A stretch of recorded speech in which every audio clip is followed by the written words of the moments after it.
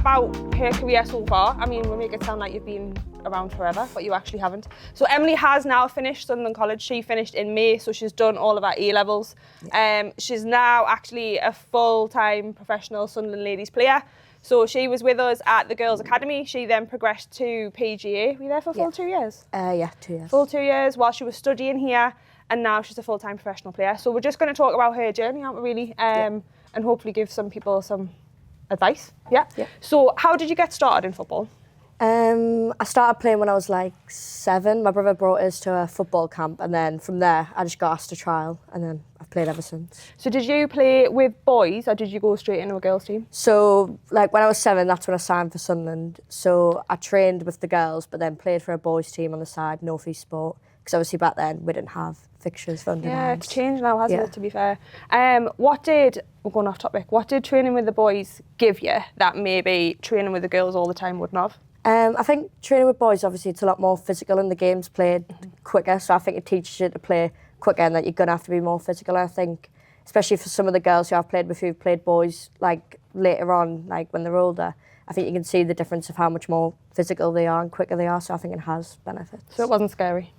A bit scary. A bit scary? Okay. And why football and not other sports? Because your brother played football. What does your sister do? Dances. Dances. So why was it football for you? I think, well, I played tennis as well when I was younger, but I think football for me, I think because it's a team sport, I think I made a lot of friends there and it just felt right to choose football. Cool, I love it. So a typical day for you now, what does it look like? Because I think everyone always wants to know what it's like to be a professional athlete. What's it like? Typically, like from a Monday to like a Sunday, we have a Monday off, so that's like a rest day. Tuesday, we're like a lighter session. We go in 9:45, we'll finish about 4. We'll have a session, have a few meetings, gym, lunch, all of that. Wednesday's similar to that. Thursday the same again. Friday we'll have off. Then Saturday will be an earlier start, a light session because we've got a game on a Sunday. We'll have meetings, lunch. Then Sunday's a game day.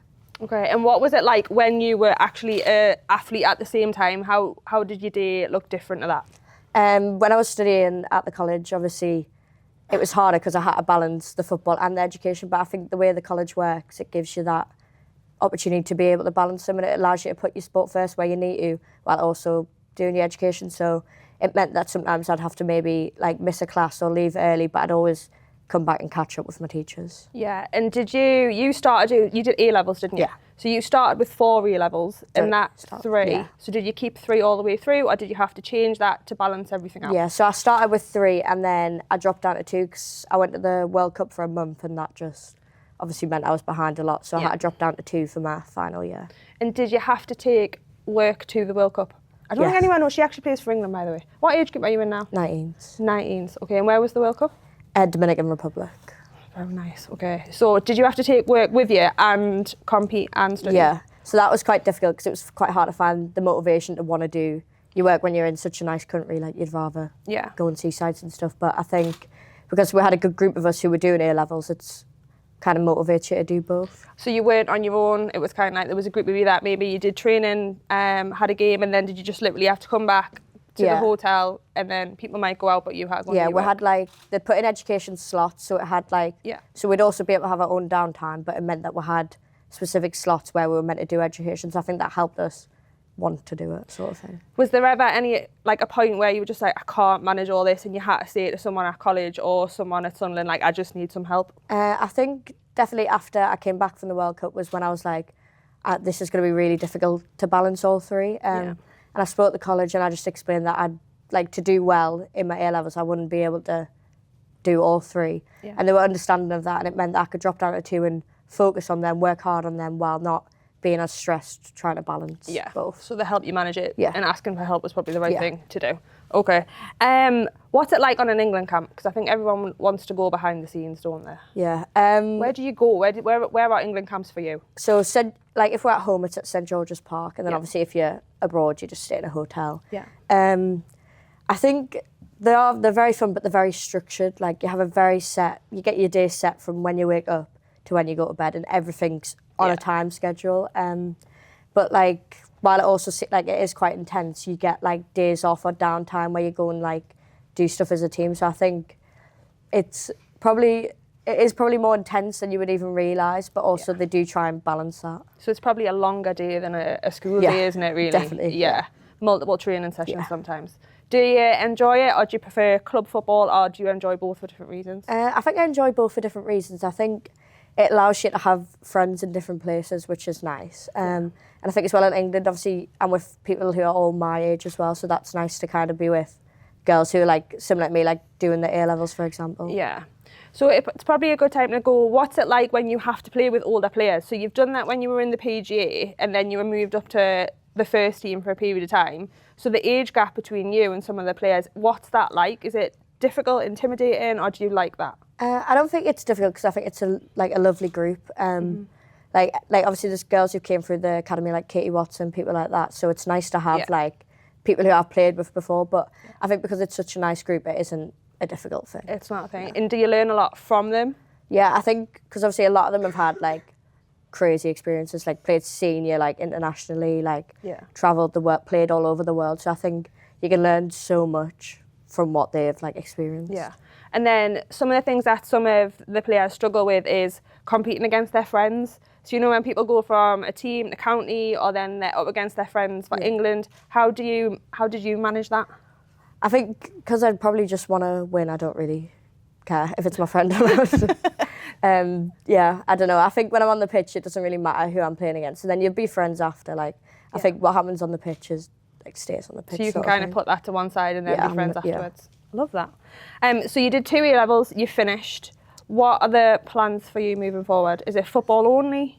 So at the minute, I'm just focusing on my football. I'm giving myself definitely just this year to do just football. It's probably the first time you haven't juggled loads of things. Yeah. So it's quite nice to kind of have a bit of a more relaxed sort of week. But I think definitely I am considering like different options for the future. I studied law while I was here, so that's maybe something I want to do. But obviously that's a big commitment to do. And I'm also thinking about maybe my coaching badges as well, just to give myself different options. I like that. How will doing 2 A-levels affect you getting into uni, or will it be okay? No, so because we have this thing called DICE with football, like diploma in sport. Because I did that gets you, I think, 60-something UCAS points. So you get your yeah. And then because my A-levels, like, I got good enough grades, I'm going to have enough to get into unis, like especially based on UCAS. Like, I would always recommend doing 3 A-levels. I wouldn't say doing 2 is necessarily like something I'd recommend, but for me, that was the best thing to do for myself. Okay. How did you juggle everything? How did you find time to be a footballer, a student, and just have time to be Emily?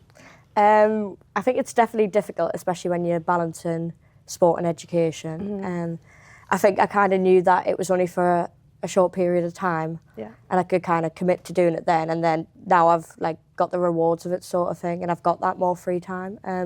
But I think it's important, like even if you're studying and you're focused on your exams, to still do stuff with your friends, to still go and play your sport. Like, I don't think you have to put everything into one thing. I think it's all right to have different things going on.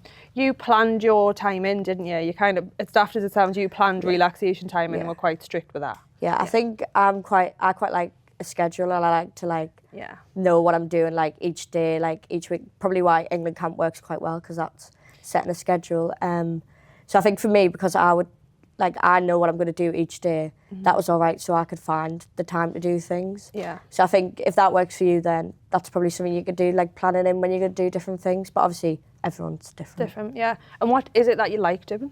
What chills you out away from football? I just like doing stuff with my friends. We'll go like for a coffee some days, walks along the beach. Did the stack quiz recently, stuff like that. So did you win? No, definitely not. But I think anything with my friends or with my family, just that switched off from football. Yeah. And how do you feel when you then go back to football? Is it refreshing? Can you feel like you can focus more? Yeah, I mean, for me, because I love football so much, I could do it every day and it wouldn't really affect me too much. But I think it's good even for myself to have the balance and not get too consumed by just football. Cool.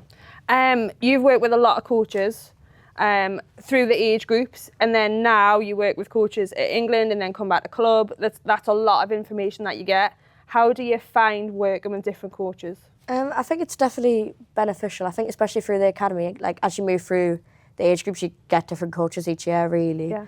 And I think it's good because you get different perspectives. They're all good at different things, and I think you can take like bits of information from all of them. And then obviously as you move like higher up with 21s and first team, it's more of a like set coach. So I think it's good because you get to build a relationship and you get to know them and how they work. So I think having different coaches is a good thing because you can learn lots of different things, but it's also sometimes nice to have that kind of set, you know what you're going to get sort of thing. How have you ever managed, so when you get your ILPs and everything like that, and you get them from England and you got them from the academy, how did you manage getting some information and not understanding it? Were you confident enough to go and talk to your coach? Because some people don't feel confident and they just get it and they're like, I don't know what that means. Yeah. Did you ever just go up to them and go, like, what are you talking about? Yeah, I think I'm probably confident enough to go up to my coach. I think because all the coaches I've had like quite a good relationship with them. So I think for me, I would always go and ask them, and I like to know, I would rather know everything than nothing, like sort of thing. So I think for me, I would always go up to coaches, and I always encourage other people, whether you're a confident or shy person, to always ask questions. Yeah, because they're not scary all the time. Not all the time. Not all the time, not all the time. What's been difficult being a student athlete? What's been hard? I think last year I did find it hard balancing them both. I think it is because for me, I wanted to put everything into football, but I knew that my education's really important. So I think it's about finding the balance to do both. And I don't think you should have to give one up. I don't believe in that. Like you should stop one for the other. But I think you've got to be willing to share them equally, sort of thing. And also like be considerate. You might have to miss out on other things like going out with your friends and stuff. But you've got to think of the bigger picture that long term it'll probably work out better. Yeah. So when you've got a goal, remind yourself of that when it's really, really difficult. Yeah, I like that one. What's been the best support you've had on and off the pitch to keep you on track to your goal? I think on the pitch, I think one of Courtney Locke, obviously, I've had her as a coach, like I had her when I was younger, and I've had her now, so I've had her a long time. And I think it's been nice to have someone from when I was younger to now as a coach, and I think she's always got good advice and she's a good coach. I think that's always helped us like on the pitch because she always wants to make me the best I can and she'll always push us to be better. Yeah. And then off the pitch. Oh, it's a tough one, that one, isn't it? I think just all the coaches, like throughout the age groups, whenever I've needed to go for them for anything, whether it's like advice or help, like with my football stuff, or balancing like football and education, I think they've all been very like come with open arms sort of thing, and they're willing to help you. I don't think I could point one thing out, but I think all the I couldn't tell you a coach that hasn't been willing to help. Yeah, everything's kind of built you to where you are now. Do you have any role models? Anyone that you really look to or want to be like? I wouldn't necessarily say in sport. I think my parents are good role models, because I think they've sacrificed so much for me, my brother and my sister, with our sports, and that's probably played a big part in how well we've all done with our sports. So I think they're probably good role models and like sacrifice, and that's probably taught me to sacrifice things for myself. Like they've sacrificed their own time for me, and I've had to sacrifice like my own time for myself, sort of thing. So I think that probably is a good like example and role model to have of like you're gonna have to make sacrifices, but it can be worth it. Yeah. What's been your proudest moment so far? I asked you this last time. I've probably said the World Cup. Yeah. I think competing in the World Cup and the Euros as well. We finished second, which was obviously incredible. The World Cup was good. We finished fourth, so it wasn't as good. But I think just the experience of being away for a month, like competing against some of those teams, was just, incredible. Yeah. And you've obviously met a lot of players now. Have you ever been starstruck by anyone you've met, or are you quite cool? I don't think I've been starstruck. I think even just being in the academy at the minute, obviously with the men's team doing so well, I wouldn't say I'm starstruck, but it is impressive to see how well they're doing. Yeah, it's a nice place to be. And what are your plans moving forward? What are you hoping for your footballing career? I just want to keep progressing with Sunderland, obviously make my way into the team and start to get more appearances. And I think with England, just staying in and around the system. But I think for this season, I'm just focusing on myself and my club football, improving, getting physically fitter, stronger and stuff like that. I suppose that's the thing, isn't it? It's like everyone's aim is to get to England and get as high as they can. Yeah. And how you do that is sometimes in the day-to-day, and it's not necessarily doing something just for England, but if you just continue playing your game all of the time, that's what will potentially get you noticed. Definitely. Yeah. Okay, we're going to stop and we're going to give you the chance to ask some questions.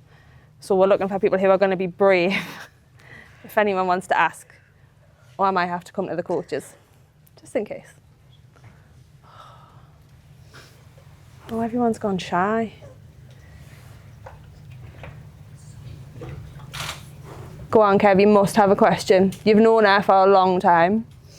I suppose for me, because some of the you've gone through at the scholars as well, injuries, when you had them knockbacks and you had them periods on the sidelines, how did you manage that in terms of keep yourself right, keep yourself mentally ready to go with that look of getting back on the pitch? Yeah, I think, that's definitely relatable one for now, because on the back of the World Cup, I had like a stress fracture in my ankle that put us out for 10 weeks, and then I've literally just came back from another ankle injury. And I think I probably, like being honest, I probably don't deal with injuries in the best way, because for me, I just want to be on the pitch and I want to be playing football. But when I look back and like reflect on like the month I've had out there, I think the most important things is obviously staying in the gym, staying connected with your team. I think not panicking, like focusing on the now and just getting better rather than stressing about the future. But I think injuries are difficult. I think they're a very hard thing and they're different for everyone because you get different injuries.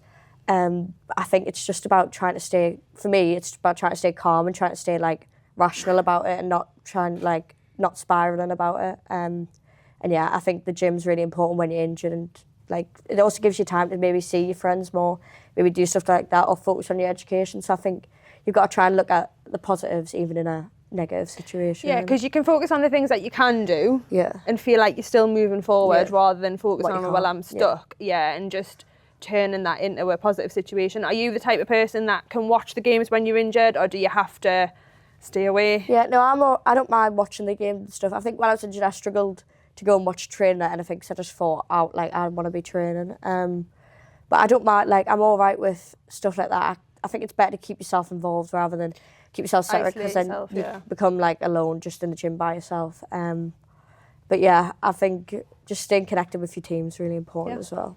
Cool. Spence? Yeah, so obviously at the minute you have a lot of professionals that may be looking to like having a psychologist to help with the thought process when they're playing, about that negative thought. So it depends if you're that half full, half empty type of person. Yeah. You've also got players, like your Haaland, who start to do meditation, and you've got other players that look at sort of like yoga and stuff to keep them obviously agile while they're injured or not injured. Yeah. Is there anything that you've tried that's worked well for you, and anything that you have tried and you think, I've tried it, but that's not for me? Yeah, I think stuff like that is very dependent on the person. So we've had someone come in and do yoga with us, and some of the girls really enjoy it. That's personally not for me.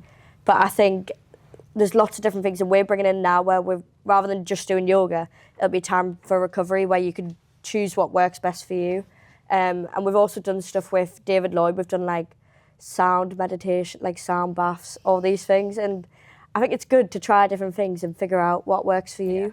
And then along with like the psychology side, I think it's really important to actually like speak to someone, like whether you're struggling or whether you're not struggling. I think it's really important to have kind of someone who's maybe a bit separate to football that you can speak to about football, that's not going to have any like prejudices towards it or any like bias. And I think, I think it's really important whether like speaking to a psychologist doesn't mean you're necessarily struggling. It just gives you someone to speak to. It doesn't have to be seen as like a negative thing. It can be just like a proactive sort of thing, doing it before anything like spirals, and puts stuff like measures in place, whether you might need them in the future. Yeah, I love that.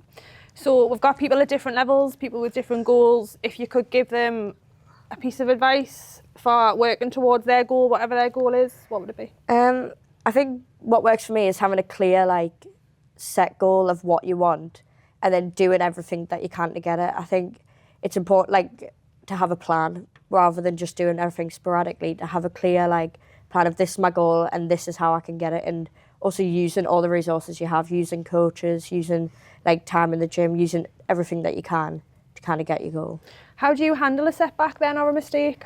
Because some people can really get in their own head, whether that's in the game or after the game, and it takes them a long time to get back. What's your strategy for that? Yeah, I mean, one bit of advice actually that I've been given before, I think Mel gave it to Courtney, was you've got 24 hours after a game, then after that it's done. You can't be mad about it anymore. So I think that's quite a good one, that after 24 hours it's done and you shouldn't think about it anymore. And that kind of gives you the time to process it, the time to be annoyed and upset, and then you've got to move on and move on to the next game. But I think if I've had a bad game, I'll be very annoyed and frustrated after the game, and I'll think about it a lot. But for me, like, I would straight away go and watch my game back, and then it's kind of done and squashed out the way. So I think reflecting, like, not rushing it, but reflecting quickly allows you to process it and then move on, sort of thing. And it sounds like it's important that actually once you've got mad, which is perfectly fine, you then look forward. Yeah. So, yeah. I think you're allowed to be mad and annoyed. I think it shows you can. It shows that you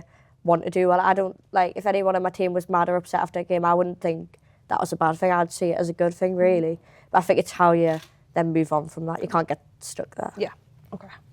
Right. I think if no one's got any more questions, we'll finish it there. Can we say thank you to Emily? Can we give her a big round of applause? Because it's not easy sitting here. Yeah? Yeah? Happy? Okay. Yep. Yeah. Should we turn these off? Yeah. Yeah, we're good.